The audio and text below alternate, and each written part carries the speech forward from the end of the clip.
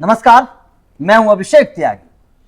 Trump से डरते हैं प्रधानमंत्री नरेंद्र मोदी, ये बात कही है विपक्ष के सबसे बड़े नेता अपने आप को बोलते हैं राहुल गांधी। राहुल गांधी वैसे तो कई बार अपने बयानों को लेकर चर्चा में रहे हैं, अक्सर इस तरीके के बयान वो देते रहे हैं। बात चाहे देश की धरती की करिए, विदेशों से भी इस तरीके से प्रधानमंत्री नरेंद्र मोदी पर राहुल गांधी अक्सर तंज कसते हुए आए हैं। कई बार सवाल भी खड़े होते हैं, इसका खामियाजा भी कांग्रेस को भुगतना पड़ता है।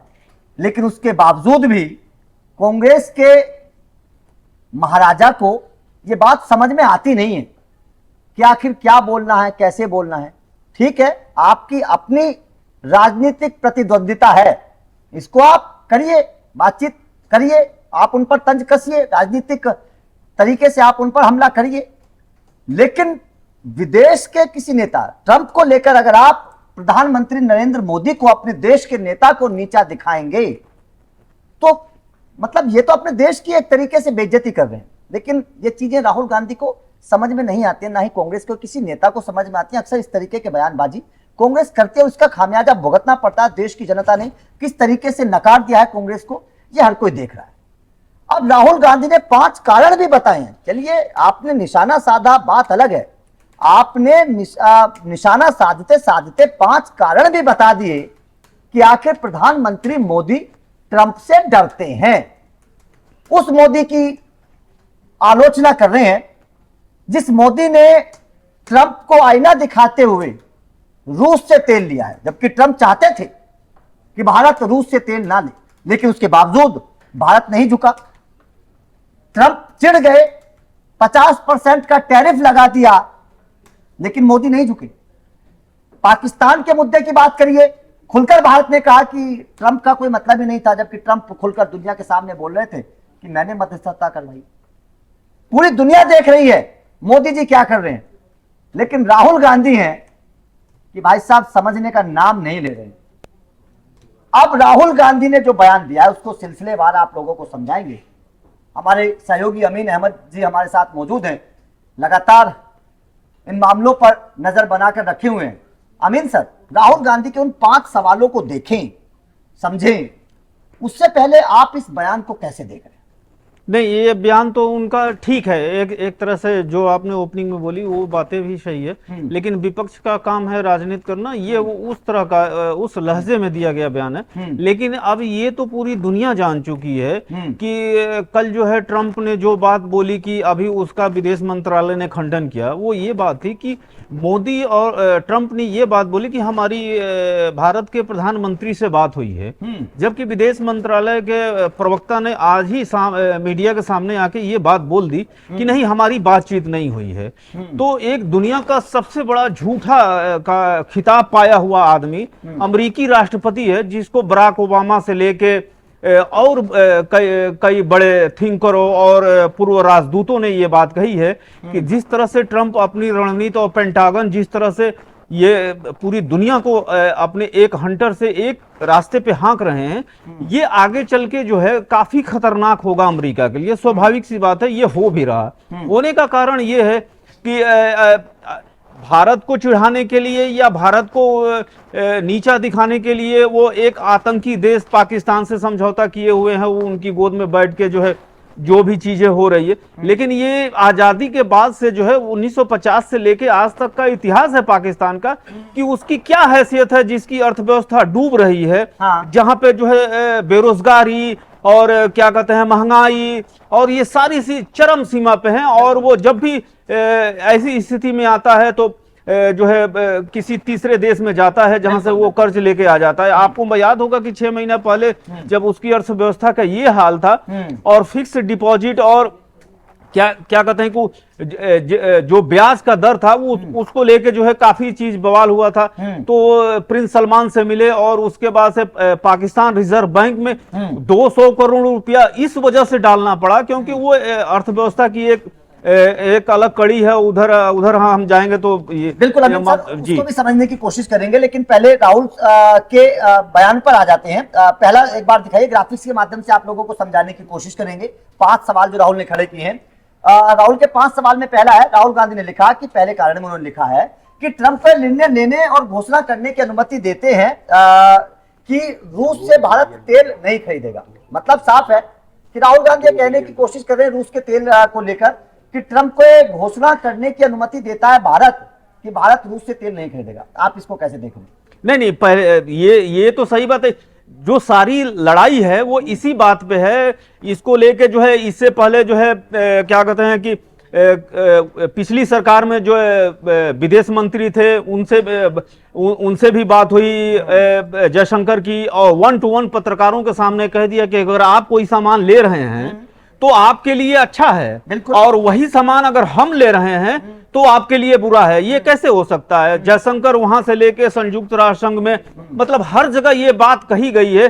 अभी वहां पे संयुक्त राष्ट्र संघ में जो पीछे जो एनुअल फंक्शन था और उसमें पूरी दुनिया भर की लोग आए थे राष्ट्राध्यक्ष, वहां पर भी उन्होंने ये बात कही कि हमारी जनसंख्या 140 करोड़ है, उसकी हित के लिए जो भी हमें कदम उठाना पड़ेगा वो हम उठाएंगे। दूसरी बात, उन्होंने लगे हाथ ये भी बता दिया कि अगर हमारी कंपनियां या हम तेल ले रहे हैं रूस से तो वो प्रतिबंधित हो जाएगा, लेकिन वही तेल अमेरिकी कंपनियां ले रही हैं और यूरोप में ले जाके वो तेल जो है रिफाइन करके और दुनिया में उसको बांट रही हैं, तो वो सही है। तो आप बिजनेस करो तो वो गलत सही है, हम कर रहे हैं तो वो गलत है। थोड़ा मापदंड नहीं चलेगा। दूसरे को एक बार देख लेते हैं, दूसरा सवाल क्या था राहुल गांधी का, एक बार ग्राफिक्स के माध्यम से दिखाते हैं आप लोगों को, क्योंकि दूसरा भी समझ है। उन्होंने दूसरे में लिखा, कारण में उन्होंने लिखा कि बार बार की अनदेखी के बावजूद बधाई संदेश भेजते रहते हैं प्रधानमंत्री मोदी। ये इसका मतलब वो ट्रंप से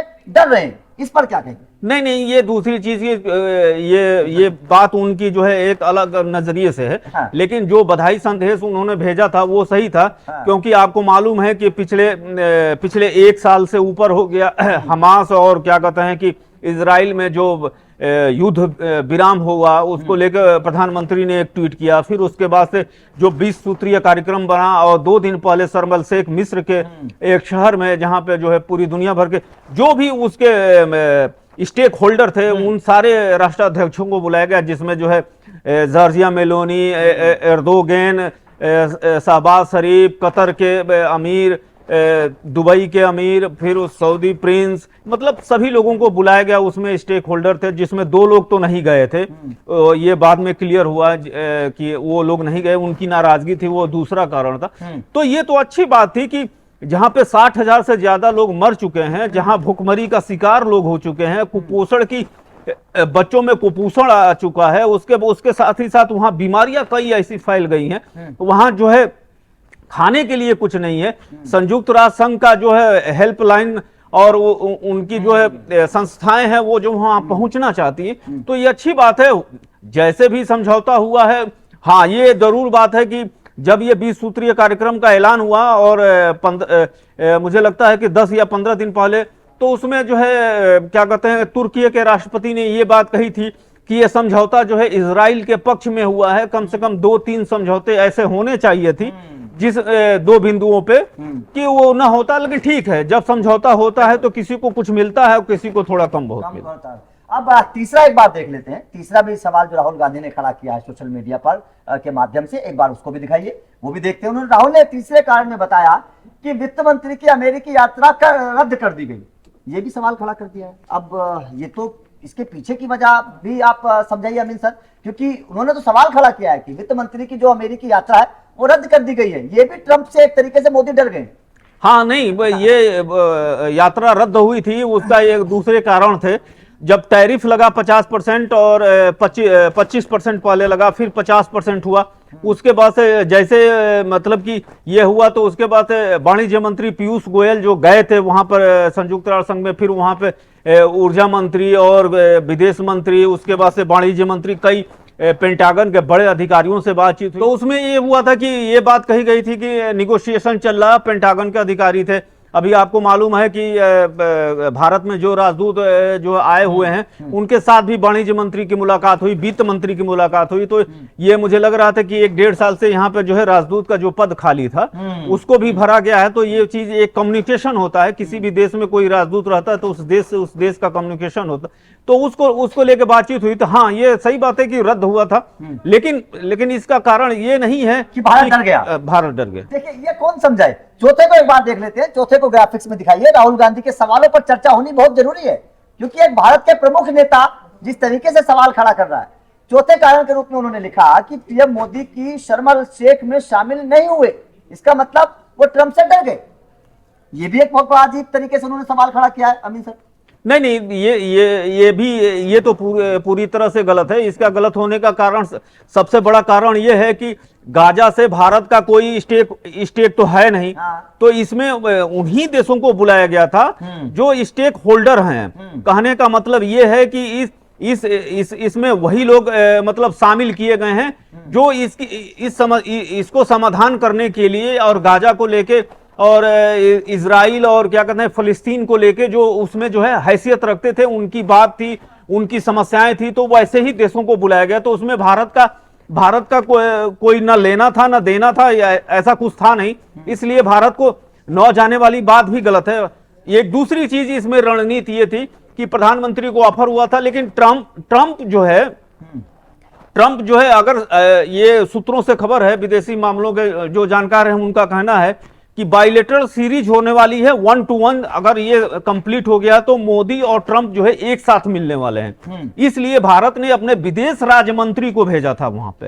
ऐसा नहीं था कि भारत उस भूमिका में नहीं था, उस भूमिका में था, लेकिन राष्ट्राध्यक्ष न जाके कुछ और भी कारण थे जो सरकार जो है बताने से इनकार की, लेकिन गए थे। चलिए पांचवा कारण एक बार देख लेते हैं, ये भी बड़ा दिलचस्प है। पांचवा कारण एक बार दिखाइए। राहुल गांधी ने जो बताया, उन्होंने कहा है सबसे आखिर में पांचवें कारण के रूप में उन्होंने लिखा कि ऑपरेशन सिंदूर पर उनका विरोध नहीं करते, मतलब वो ऑपरेशन सिंदूर पर विरोध करवाना चाहते हैं ट्रंप से। ये एक भारतीय राजनीति के लिए थोड़ा सा मतलब कि संदेश अच्छा नहीं है, लेकिन उसके लिए राजनीतिक पार्टियों का भी जो इस पे तर्क है वो थोड़ा सा वजनदार है। वजनदार इसलिए है कि प्रधानमंत्री हर मुद्दे पे हर चीजों को जो है बकायदा जो है डिटेल के साथ रखते हैं। इस मसले पे उन्होंने थोड़ा सा कूटनीति की हिस्सा अपनाया। ये भारतीय राजनीति के लिए अच्छी चीज है कि किसी भी मुद्दे पे अगर विदेशी राजनीति हो रही है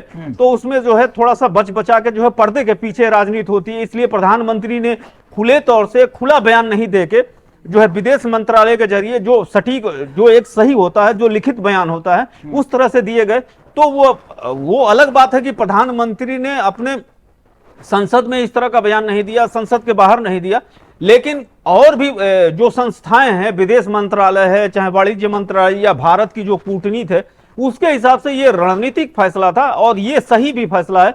क्योंकि हर किसी विदेशी देश से या किसी भी राष्ट्र से बात करने का तरीका यही होता है, न कि अपना सीना चौड़ा करके माइक के सामने आ जाना। बिल्कुल बिल्कुल, लेकिन राहुल गांधी को कौन समझाए, वो तो सीना चौड़ा करके माइक पर आ जाते हैं और बोल देते हैं और उसका खामियाजा फिर कांग्रेस पार्टी को भुगतना पड़ता है। एक वक्त में देश की सबसे बड़ी पार्टी रहने वाली कांग्रेस आज धरातल पर है। किस तरीके से कांग्रेस की हालत है ये पूरी दुनिया देख रही है, राहुल गांधी खुद भी देख रहे हैं, लेकिन उनको मुझे ऐसा लगता है कि शायद उतनी समझ नहीं है कि किस बयान के क्या मायने निकाले जा सकते हैं। खैर, आपका राहुल गांधी के इन पांचों सवालों को लेकर क्या कहना है, कमेंट करके अपनी राय जरूर दीजिएगा।